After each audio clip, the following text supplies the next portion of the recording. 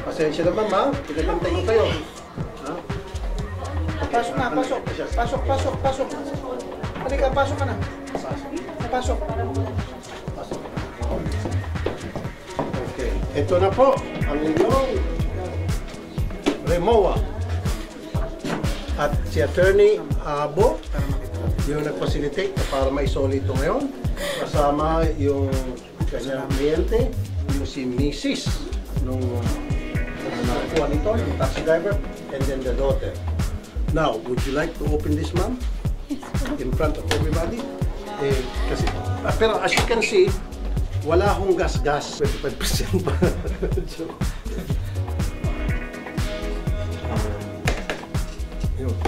Actually, 500 lang sana inisip niya.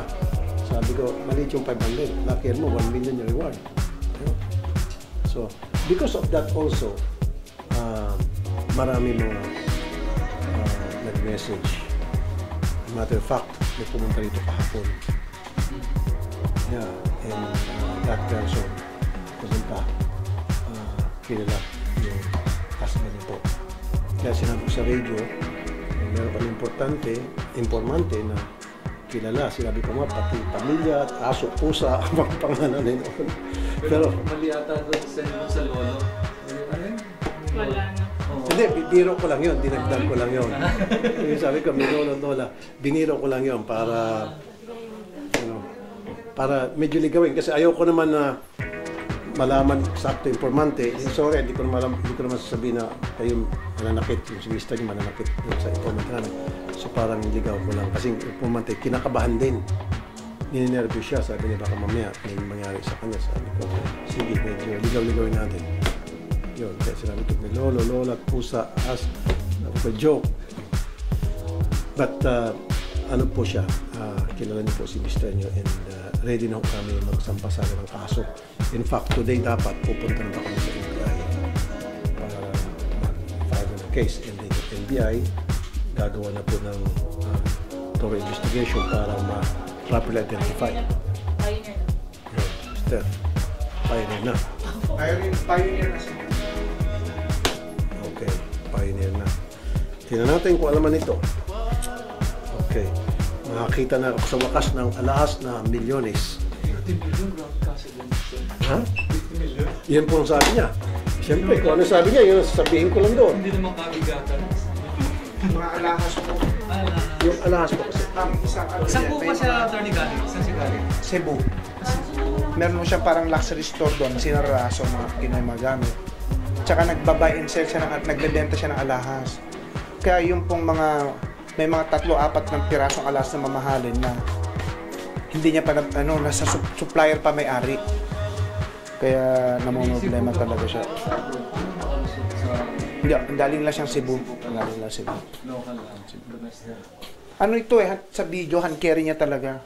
Kaya lang yun, hindi niya pa naisipang bit-bitin sa hintay niya po. Hindi, kasi Nang makasalubong yung driver, akala niya kukunin ng driver. hindi. Marami mga netizen din nag-bash noong una, pero they have to realize na yung father niya ay naghihingalo po sa ICU. Malala. Kaya nagmamadali. Critical yung kalagayan, wala sa isip. So, kumbaga lutang. Totoo yung lutang siya. Kaya, Ano po, yung father niya is just relying on respirator. Tatanggalin na ata yung intubation. siguro wala siya sa tamang pag-iisip. Iniwan niya, akala niya food and driver. Pero kung ako 50 million, baka yakapin ko pa ito eh. Hindi nga, totoo po. Tsaka ang problema niya pang isa pa niyang problema, yung bill sa ospital 5 milyon na. Babayaran niya pa yung mga alahas na nawala. Ang laking problema niya. Kaya napakalaking bagay yun. Di ba, ma'am, kapag kayo, yakap-yakapin ko to. Baka pwede pa, itali ko na sa katawan ko. 50 million eh. Sus, hindi, but anyway, in her case, hindi natin siya masisisi dahil meron nga siyang kamag-anak na nasa hospital, especially father pa niya. Yes. Kaya wala na sa pag-iisip. Tsaka anytime tatanggalin na yung respirator yun ang desisyon na yung doktor.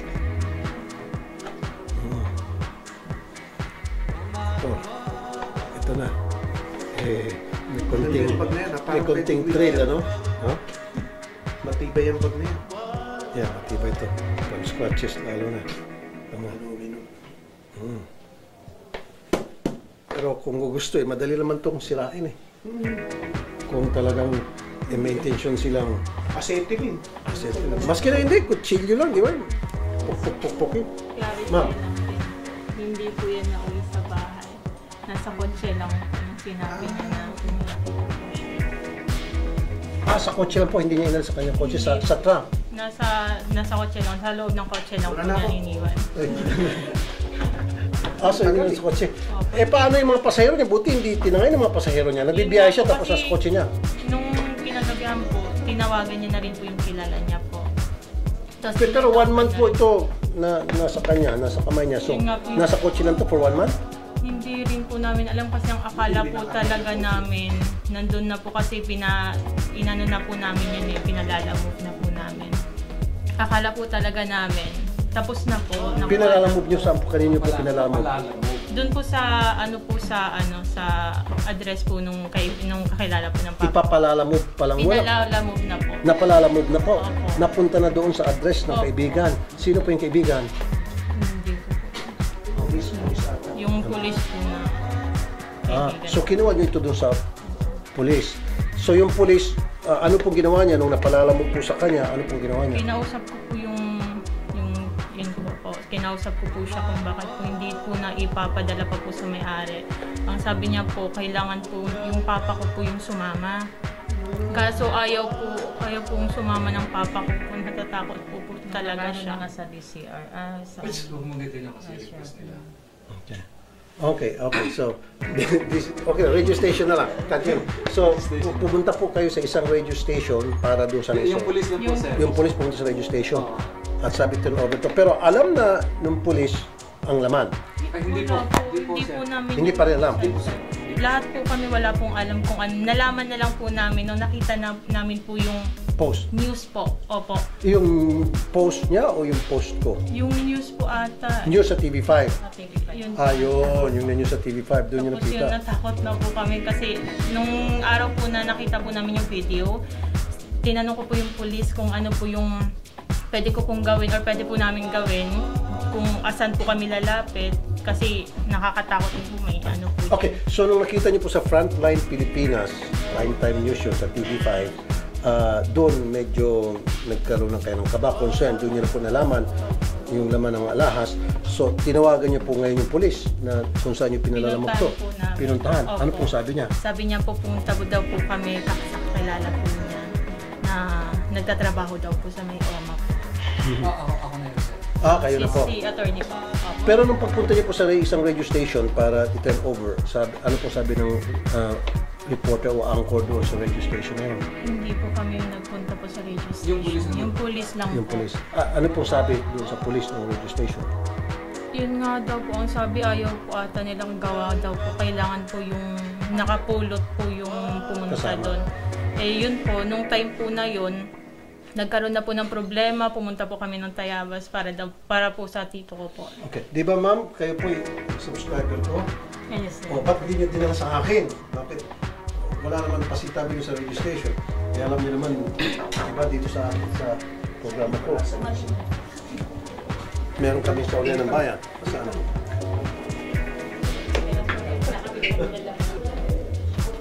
Pasensya naman ma'am, pinagantay ko kayo. Ha? Pasok na, pasok. Pasok. Halika, pasok ka na. Pasok. Okay. Ito na po ang inyong Remoa. At si Attorney Abo, yung nag-facilitate na para maisoli ito ngayon. Kasama yung kanyang kliyente, yung si Mrs. nung nakakuha nito, yung taxi driver, and then the daughter. Now, would you like to open this, ma'am? In front of everybody? Kasi, pero as you can see, wala hong gas-gas. Kasi ito lang ulitin. Hindi na nakita. Pero ma'am, hindi mo kwento natin ulit. Sige, okay ma'am, paki-open. Okay, sino yung may code dito? Let's open it. Okay, alis mo na ito.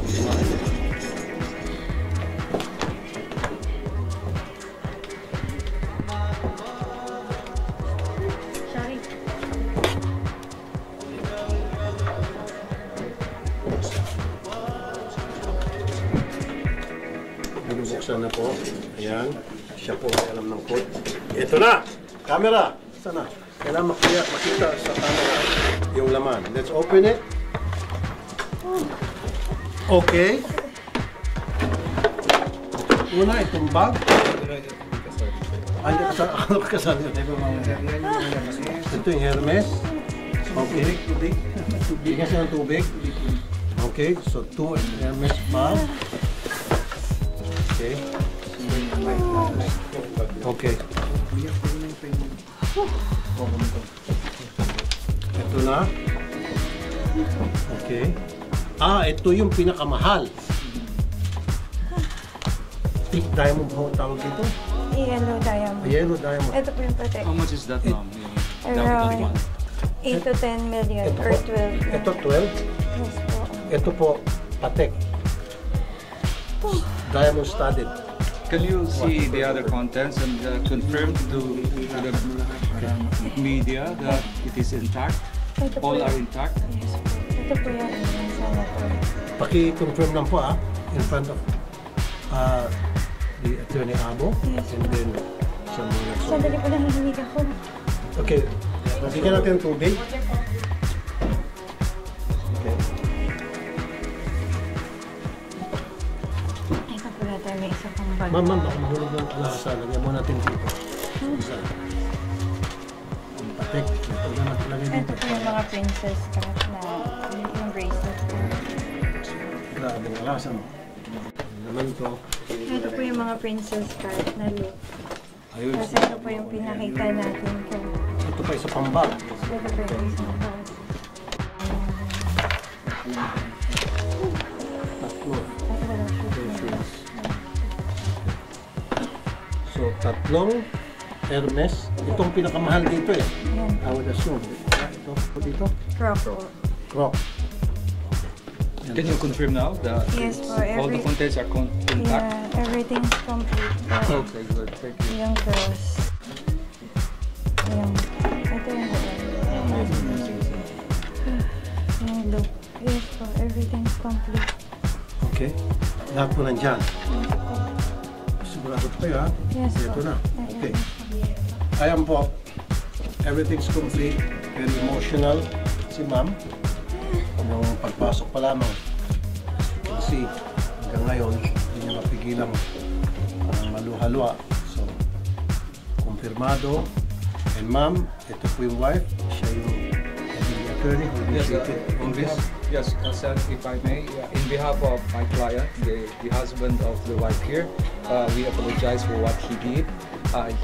He was attacked by his conscience the night after taking your bag. For that, we apologize for his accusation. Apology accepted po, and I'm Thank you very really thankful that everything is complete and fully recovered. And of course, I would like, if not for the program and for Senator Raffy Tulfo, this wouldn't be possible. And thank you sa family for... Sorry po.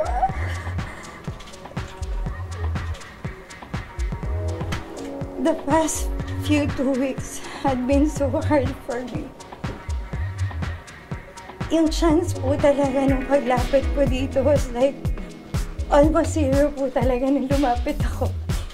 And considering my situation now and our family situation, sobrang laking tulong po nito sa amin. And thank you sa lahat ng staff ni Senator Tulfo who've been so patient with us and contacting us. Maraming salamat po kay Attorney Villamor na gumawa po talaga ng paraan para po talaga ma-facilitate lahat. Maraming salamat. And then, thank you na rin po dun sa mga tao na who was really concerned, yung mga netizens po. Ang dami ko pong na-receive ng mga messages na sincerely praying for me and my family. Maraming salamat po sa inyo. Hindi ko po alam kung paano kayo mapapasalamatan, pero siguro po, madami pa po akong tao talaga natutulungan in the future. At hindi ko po ito makakalimutan tong sitwasyon na to. Thank you po sa lahat. Thank you. Okay, ibalik na muna natin yung mga alahas, ma'am. I-secure na muna natin. Tingnan, secure all the jewelries. Muna. Okay. Okay. Ma'am, ikaw na sumahawak. Sumahawak na. Ayaw ko maging last touch. Okay. Secure muna. Ito, sa staff ni Miss Marico.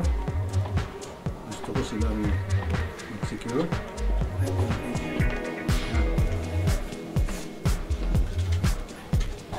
Habang sinisilid ang Hermes bag. Hermes na bag na talaga Fendi? Fendi po. Fendi ito. Okay. Pero itong dalawa, Hermes. Fendi. Okay. Now, ma'am. 1 million pesos cash reward na pinamis po natin on air doon sa magsoli. No questions asked.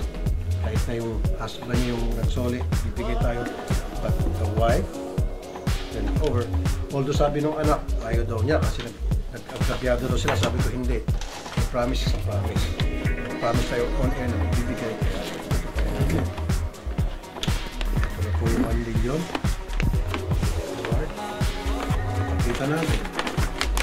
Buksan natin 1 million.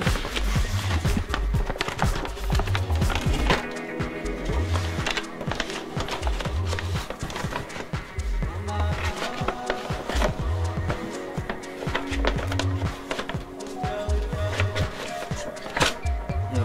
So let me count this. 1, 2, 3, 4, 5, 6, 7, 8, 9, 10. Yan. Ma'am, Mrs. 2, 4, 6, 8, 10. That's the 1 million cash reward na prinamis namin on air kung sino man makapagsoli nito. Okay? So, lagyan na natin sa balik na rito.